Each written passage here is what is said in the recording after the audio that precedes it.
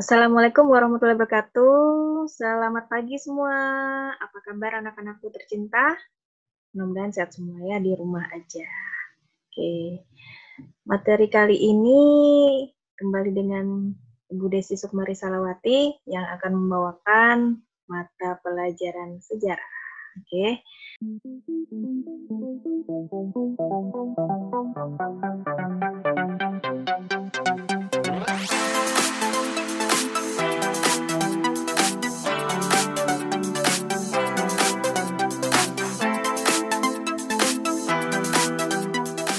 Oke, sejarah Indonesia. Bab pertama, konsep dasar sejarah. Ya, bab pertama, masuk bab pertama.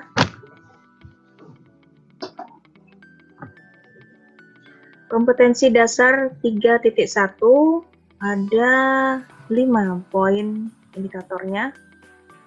Yang pertama adalah pengertian sejarah, kemudian memahami cara berpikir kronologis dalam mempelajari sejarah, memahami cara berpikir diakronik dan sinkronik, dan yang terakhir nanti kita akan memahami konsep perubahan dan keberlanjutan dalam sejarah.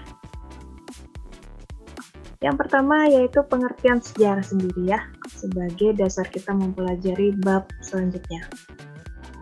Nah, secara etimologis bahasa Arab sajaratun yang artinya pohon diartikan dengan skema dari silsilah keluarga raja dari dinasti tertentu.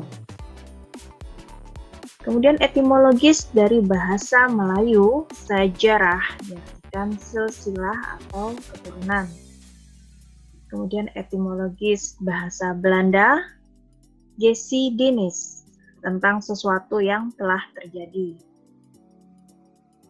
Bahasa Inggris, history, berasal dari bahasa Yunaninya, historia, berarti informasi atau pencarian. Diartikan dengan sejarah meliputi kegiatan-kegiatan manusia yang berhubungan dengan peristiwa-peristiwa tertentu. Ditempatkan dalam sebuah urutan waktu dan memuat keterkaitan antar peristiwa. Pengertian sejarah menurut beberapa tokoh. Di antaranya yang pertama ada Ibnu Khaldun di abad 13 sampai 14, yaitu 1332 sampai 1406 Masehi.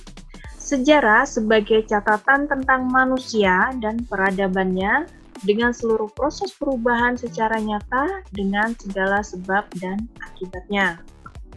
Kemudian yang kedua ada R.G. Collingwood di abad ke-18-19. Sejarah sebagai penyelidikan tentang hal-hal yang telah dilakukan manusia pada masa yang lampau. Kemudian yang ketiga, tokoh kita R. Muhammad Ali. Sejarah adalah keseluruhan perubahan, kejadian, peristiwa, dan kenyataannya yang benar-benar terjadi di sekitar kita. Cerita tentang perubahan-perubahan itu sendiri, dan ilmu yang mempelajari tentang perubahan-perubahan, peristiwa, dan kejadian yang benar-benar terjadi pada masa lampau. Nah, ini ada 3 tokoh pengertian sejarah. Lanjut.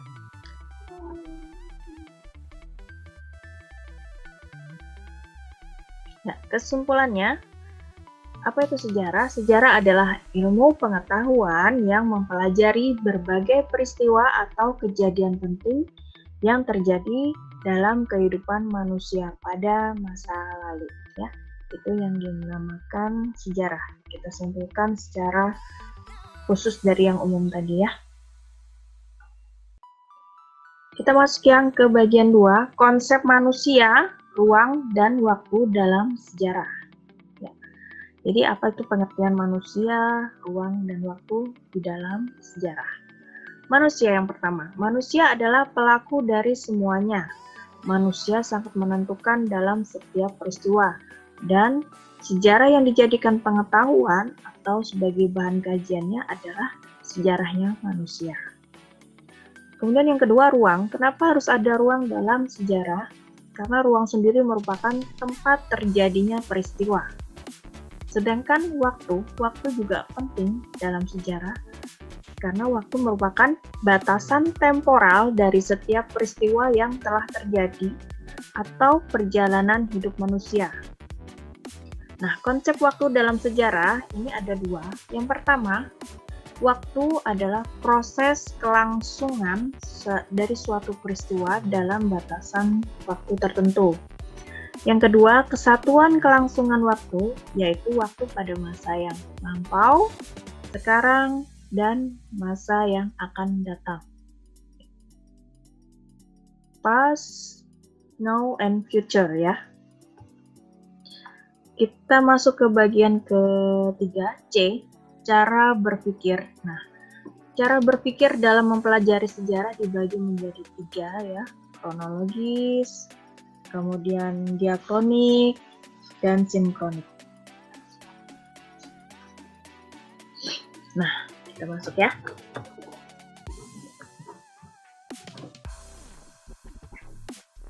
Pengertian berpikir kronologis. Berpikir secara runtut sesuai dengan urutan waktu terjadinya suatu peristiwa. Ya, kronologi sendiri diartikan berpikir yang runtut, ya, runut sesuai urutan waktu terjadinya peristiwa.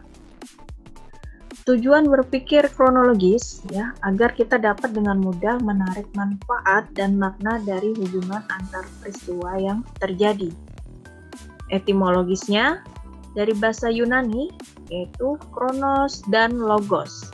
Kronos sendiri adalah waktu dan logos adalah uraian atau ilmu.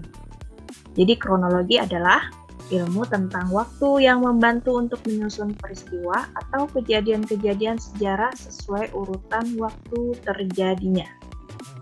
Ya, ulangi, jadi kronologi adalah ilmu tentang waktu yang membantu untuk menyusun peristiwa sejarah sesuai urutan waktu terjadinya.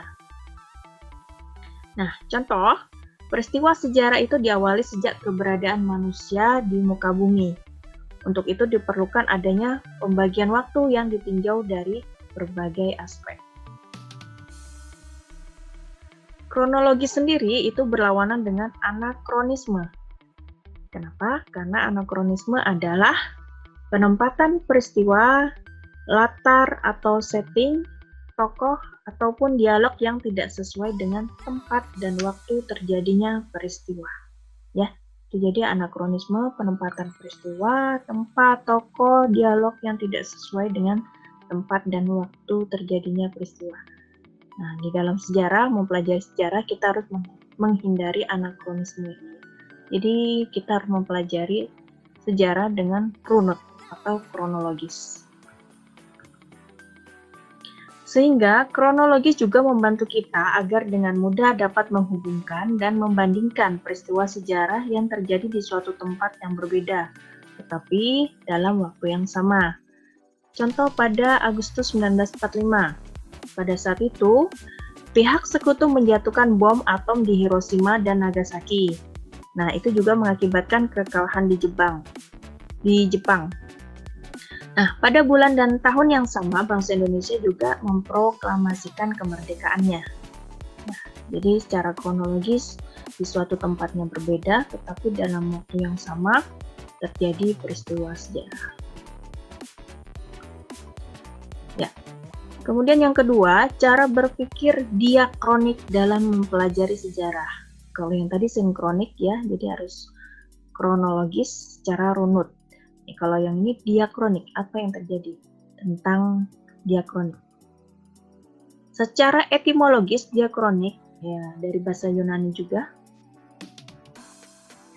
terbagi atas dia, artinya melintas, ya dia melintas atau melampaui dan melalui.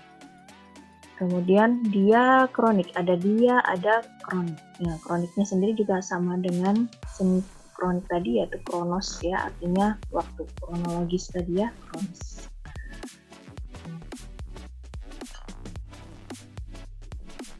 Oke, contoh peristiwa yang terjadi dibatasi oleh waktu. Nah, Karena diakronis sendiri adalah dalam batasan waktu, ya. Jadi kita contohkan peristiwa yang dibatasi oleh waktu. Yang pertama, masa pemerintahan Raja Hayam Wuruk, ya, berlangsung antara tahun 1350 sampai 1389. Jadi dia dibatasi waktunya.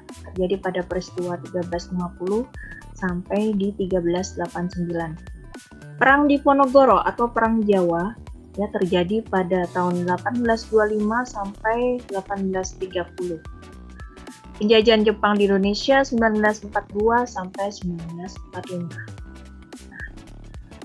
Periodisasi dalam sejarah, ya, ini berhubungan dengan pembatasan waktu dalam diakronik tadi. Jadi periodisasi sendiri adalah pengklasifikasian atau pengelompokan peristiwa-peristiwa sejarah dalam tahap-tahap dan pembabakan tertentu. Jadi semua peristiwa-peristiwa masa ini dibatasi oleh waktu, dan ini juga pembatasan waktu ini dinamakan periodisasi dalam sejarah, ya, itu pengelompokan tadi. Jadi masa pemerintahan Raja Hayam Wuruk tahun berapa, Perang Diponegoro tahun berapa, dan penjajahan Jepang di tahun berapa. Itu merupakan pengklasifikasiannya dan dalam pembatasan waktu. Lanjut. Masih di periodisasi, ya.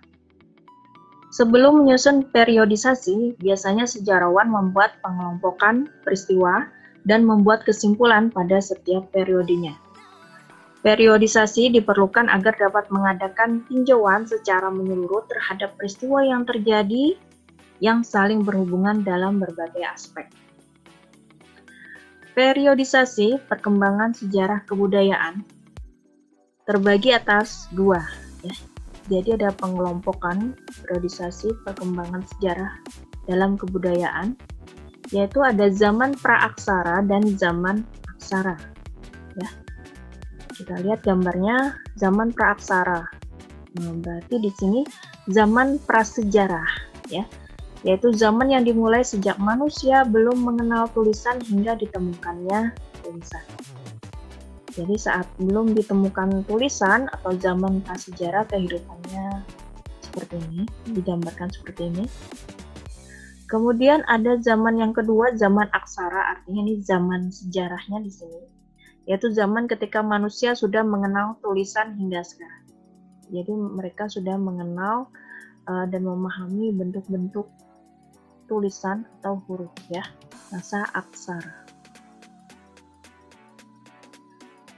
Klasifikasi penulisan sejarah, pengelompokan penulisan sejarah di sini contohnya ada perkembangan sistem politik, bisa kita lihat dari pengelompokan pemerintahan, agama, ekonomi, dan sosial budaya. Contoh periodisasi sistem mata pencarian hidup sejarah Indonesia, ada masa berburu dan meramu, masa bercocok tanam tingkat lanjut, dan masa perundagian. Ya, ini dilihat dari periodisasi atau pengelompokan sistem mata pencarian hidupnya. Oke. Dinasti pemerintahan Jawa atau masa perkembangan agama dan kebudayaan. Periodisasi yang banyak digunakan untuk memperoleh gambaran tentang keadaan masyarakat, sistem politik, ekonomi, dan agama dan kepercayaannya adalah pembabakan berdasarkan urutan dinasti suatu kerajaan.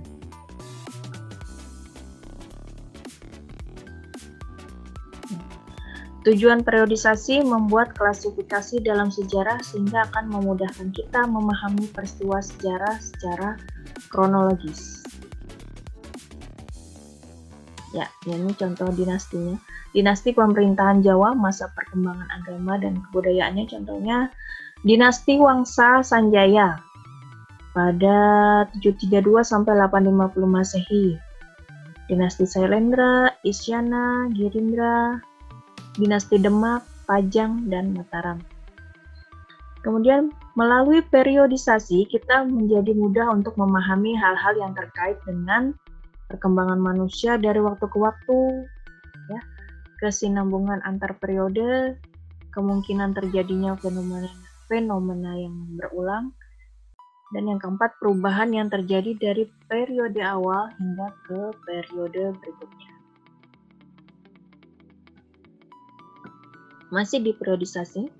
Contoh periodisasi sejarah Indonesia ada masa praaksara, masa kedatangan dan perkembangan agama dan kebudayaan Hindu-Buddha, masa kedatangan dan perkembangan agama Islam, masa kekuasaan kolonialisme Barat, masa pendudukan Jepang, revolusi Orde Lama, Orde Baru, hingga masa yang sampai sekarang yaitu masa reformasi. Ya, ini pengelompokan sejarah Indonesia. Kalau kronik yang berkaitan dengan waktu, ya kronik sendiri adalah catatan peristiwa menurut urutan waktu kejadiannya. Kronik itu berupa catatan perjalanan yang ditulis oleh para musafir, pendeta, dan pujangga pada masa lalu. Kronik banyak ditulis ketika Tiongkok diperintah oleh sejumlah dinasti. Banyak kronik yang ditulis para musafir serta pendeta yang datang dari India. Berdasarkan catatan yang mereka buat, kita dapat mengetahui kondisi masyarakat Indonesia.